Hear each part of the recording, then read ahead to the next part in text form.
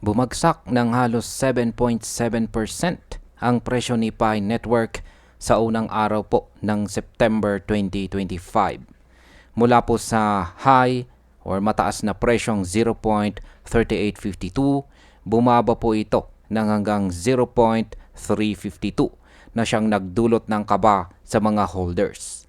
Gayunpaman, marami pa ring developments ang nangyayari sa ecosystem ni Pi na maaring magdala ng bagong direksyon sa kanyang presyo.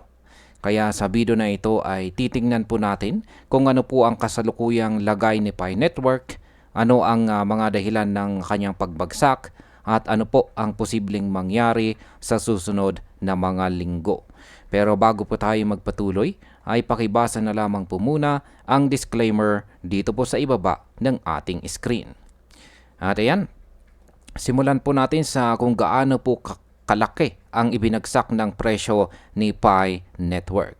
Ayan, ito pong nakalipas na September 1, 2025, kahapon lamang po yan, si Pi ay nasa presyong 0.352 mula po sa kanyang daily high na 0.3852.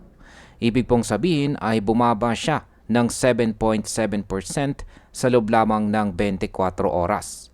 Kung ayan ang ang kanyang market capitalization po ay nasa $2.81 billion at meron naman po siyang 24-hour trading volume na nasa $73.47 million. Kaya sa market impact, ang pagbaba po ng presyo sa ganitong bilis ay nagdudulot ng takot sa mga short-term traders.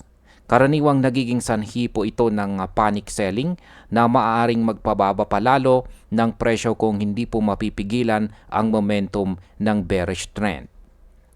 Ngayon ay ano po ba ang problema sa liquidity ni Pi Network? Ayon po sa Coinpedia, isa po sa malaking problema ngayon ni Pi ay ang kanyang liquidity. Ang kanyang daily trading volume ay pababa na mula pa noong kalagitnaan ng May at nasa paligid na lamang ng $43.8 million. Kapag mahina po kasi ang liquidity, mas mahirap para sa market na saluhin ang biglaang bentahan or selling pressure. Ito po ang siyang nagiging dahilan kung bakit mabilis bumabagsak ang presyo kapag may malalaking mga sell orders. Kaya sa market impact, kapag hindi po lumakas ang trading volume ni Pi, magiging mahirap para sa presyo nito na makabalik sa mas mataas na mga price levels. Ang mga whales o mga malalaking investors ay maaari pong mag-atubili na rin na pumasok dahil mahirap magbenta or bumili ng malaking halaga nang hindi po naaapektuhan ang presyo. Yan, dito naman po tayo sa technical analysis.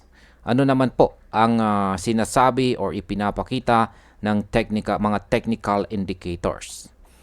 Yan, dito po sa chart analysis, si Pi ay nasa loob pa rin ng isang descending channel pattern mula pa noong May. Ayan, wala po silang pinakitang chart dito. Kaya pakicheck na lang sa inyong ginagamit na trading chart platform. Yan, makikita po natin dyan ang isang descending channel pattern. Ang ibig kong sabihin nito ay nasa bearish trend pa rin po siya. Ang kanyang RSI naman ay nasa 38 kung saan ay nagpapakita po ng weak momentum. Habang ang MACD naman ay nasa flat or nagpapakita po ito ng kalituhan sa mga traders.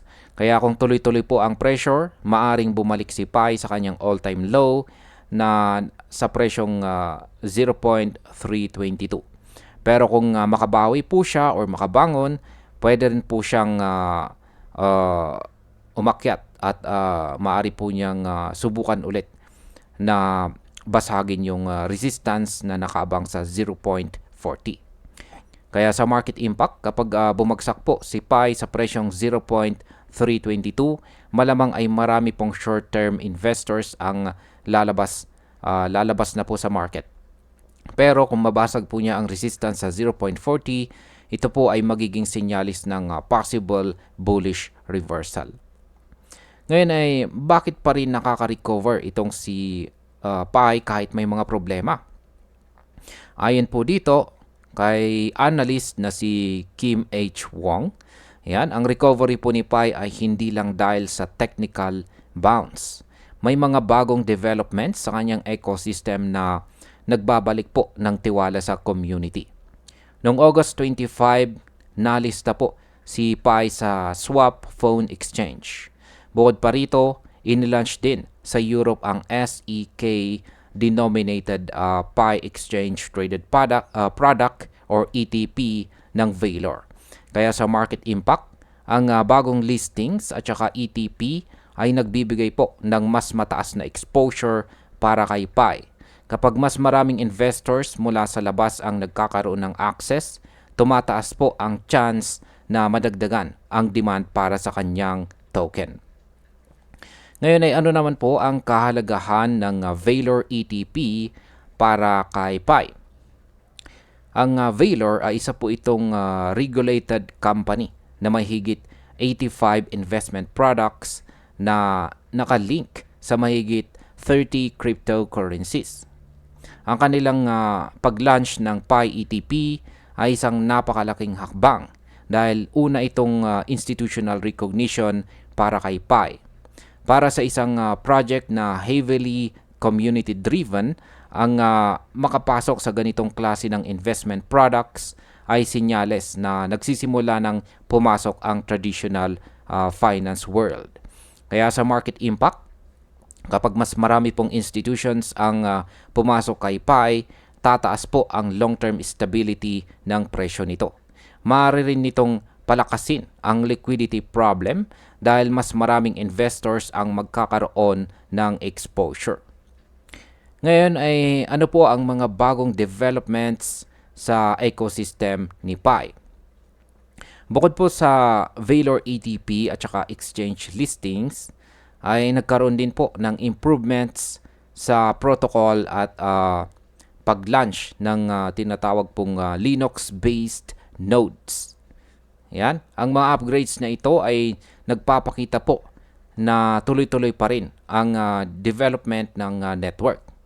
Dahil oversold po ang market nitong mga nakaraang linggo, naging oportunidad ito para sa ilang investors na pumasok ulit. Kaya sa market impact, ang mga upgrades at saka oversold conditions ay nagbibigay ng dahilan para makakita tayo ng mga short-term rebounds. Pero kailangan pa rin ng mas malawak na adoption at mas mataas na trading volume para maging sustainable ang pag-angat. Yan, bilang panghuling katanungan ay kaya bang bumalik ni PAI sa presyong $1? Ayon po sa report ng Coinpedia, ang posibilidad ni PAI na makabalik po sa presyong $1 ay nakasalalay sa balance ng dalawang bagay. Una ay ang bearish pressures tulad po ng upcoming release ng 149 million tokens ngayon pong September at ang bumababang trading activity. Ikalawa ay ang positive catalyst po tulad ng bagong listings, ecosystem upgrades at saka Valor ETP. Kung mas mananaig po ang adoption at institutional support, mas malaki po ang chance na lumapit si PAI sa presyong $1. Pero kung mas malakas po ang selling pressure, baka manatili muna siya sa ilalim ng 0.40 na price range. Yan, bilang panghuli, para po sa akin, ang sitwasyon ngayon ni PAI Network ay parang nasa crossroads. Sa isang banda, may mabibigat po na challenges siya gaya ng token release at saka liquidity issues. Pero sa kabilang banda, may mga malalaking hakbang din siyang ginagawa para sa adoption tulad po ng exchange listings at saka ETP. Kung mananatili po ang selling pressure at hindi lumakas ang liquidity, maaari pong bumalik siya sa mababang presyo na malapit po sa 0.322. Pero kung makakakuha po siya ng mas maraming institutional recognition at adoption, may pag-asa po siyang unti-unting bumalik sa $1 na price level. Kaya sa akin pong pananaw, si Pi ay hindi natin dapat baliwalain dahil nagsisimula na po siyang pasukin ng mga traditional finance players.